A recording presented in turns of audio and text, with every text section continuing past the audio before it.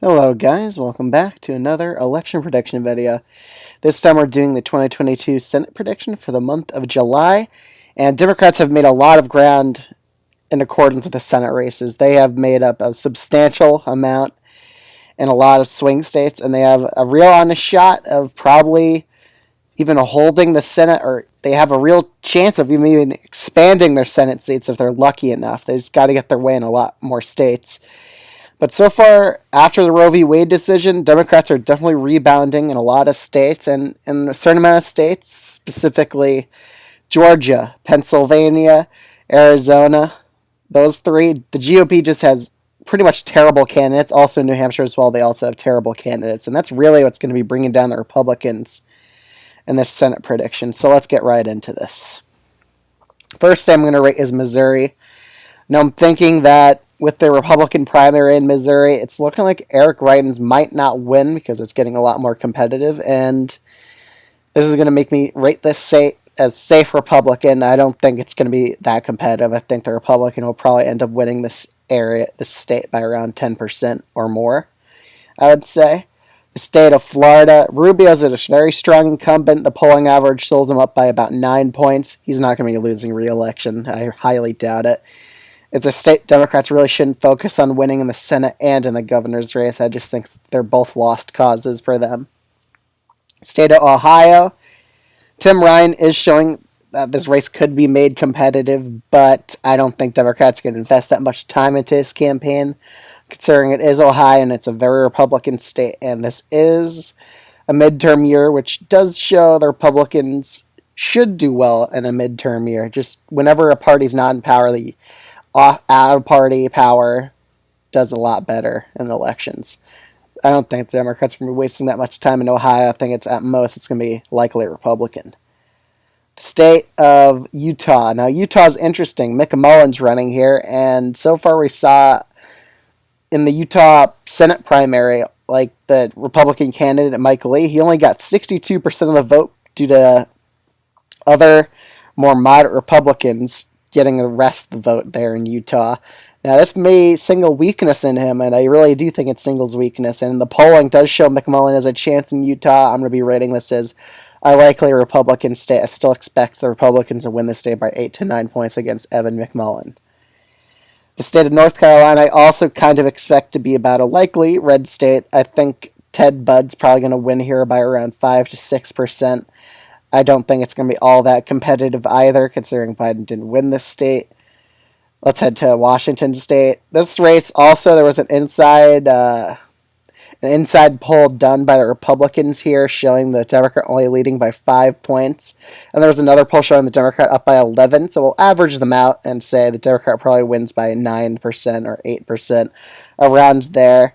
It could easily go to safe because that poll, that Republican inside poll, is conducted before the Roe v. Wade decision. So it'll be interesting to see, but I would categorize this race as a likely state for the Democrats so far.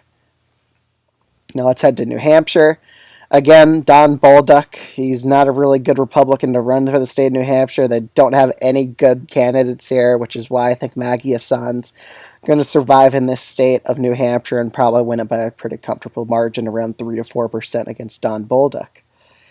The state of Colorado, I also don't really expect to be that competitive. I mean, Republicans did do a good job in electing a more of a moderate Republican for this state, but it's a long shot, really, for Republicans to win this area of Colorado. I think it's going to be likely Democratic by 8 to 9%. The state of Pennsylvania, John Fetterman's still currently leading in nearly every single poll against Mehmet Oz. It's looking like Mehmet Oz has extremely high unfavorable to a Republican here in Pennsylvania, which means I think John Fetterman's probably going to be the next senator of Pennsylvania so far, just based off what we're seeing in the polls. He's leading by a pretty comfortable margin. Plus, there's all this stuff about Mehmet Oz not even living in Pennsylvania. His main residence in New Jersey. There's a lot of ways you can attack Mehmet Oz, and Fetterman's really utilizing that. And plus, Fetterman's also extremely populist for the state of Pennsylvania, which is why I think he'll carry it by a lean margin. Victory about 2 to 3%, I would say. Even with Biden's approvals being so negative, Democrats just in all these states are just outpacing Joe Biden. It's a lot of what Joe Biden supporters you look at his disapproval numbers. He has a lot of disapproval among the young people by around -30, -40, I would say. But when you ask him about any other Democrat, it goes positive. So it's really more of the fact that the left-wing base of the party is disapproving of Biden, but they'll likely still come out in the 2022 midterms and vote for their favored candidates who are more left than Biden. The state of Wisconsin, I mean, the polls may show it as somewhat competitive. I just don't think it is. I think Ron Johnson, he always finds a way to survive. In 2016, he looked like he was done. I thought he was done in 2016. He made a surprising victory and held on. I think he's going to pull that same thing again. Democrats don't really have a really good candidate in the state of Wisconsin anyway. It's no one that exciting. That's a problem in Wisconsin. It's pretty much an exciting factor. They really don't have that energy in Wisconsin, which is why I don't think it's going to flip. But in Pennsylvania, it would flip. Fetterman's a perfect candidate. It's very populist, which is what you need to run in the Rust Belt to win. And in Wisconsin, they really don't have that on the Democratic side. So I got 3 states left: Nevada, Arizona, Georgia. I'll do Georgia first. There's been a poll, a Quinnipiac poll, showing Herschel Walker down by 10 points to Raphael Warnock, making it a likely race, but I'm not rating as likely. I think that poll was a bit of an outlier.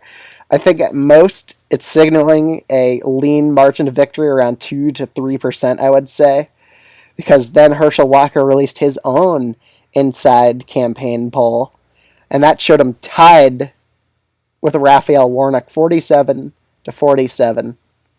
And it showed the governor's race, Brian Kemp up by 4. Now, Herschel Walker releasing that poll, I think that shows he knows his campaign's in trouble. He's trying to convince Republican donors not to forget about him. He still has a chance, but if your own inside poll is showing it as a tied race, that means the opponent in reality is up by a few more points than you, because inside polls always favor the campaign that does them. It always gives them a bit of a bias. So that means, as of right now, I do think Raphael Warnock's probably leading by around 3 to 4% in the polling, just based off that inside poll and the Quinnipiac poll. Just average them in between, and I would say it's around a 3 to 4% lead for Raphael Warnock right now. I don't expect him to win by that much. I expect him to win by around 2 to 3%, I would say. That's my rating of the state of Georgia currently. And the betting markets are shifting accordingly all across. Now the Democrats actually have a chance on Predict It. Look at the Senate thing there. They're up around high 30s, low 40s currently as of the time of making this video. So betting markets are definitely shifting now that the Democrats have a new wave of momentum going because of the Roe v. Wade decision being overturned. Let's head to Arizona and Nevada. Arizona, with Roe v. Wade being overturned, and Mark Kelly is a pretty tough incumbent.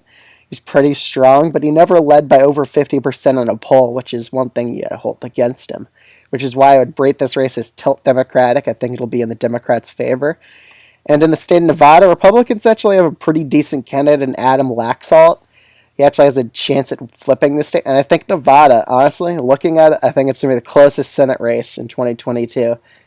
I don't know what I'm going to rate this right now. I just think with the current momentum from Roe v. Wade, and considering Nevada is a very pro-choice state, that at this point I would have to rate it as tilt Democratic.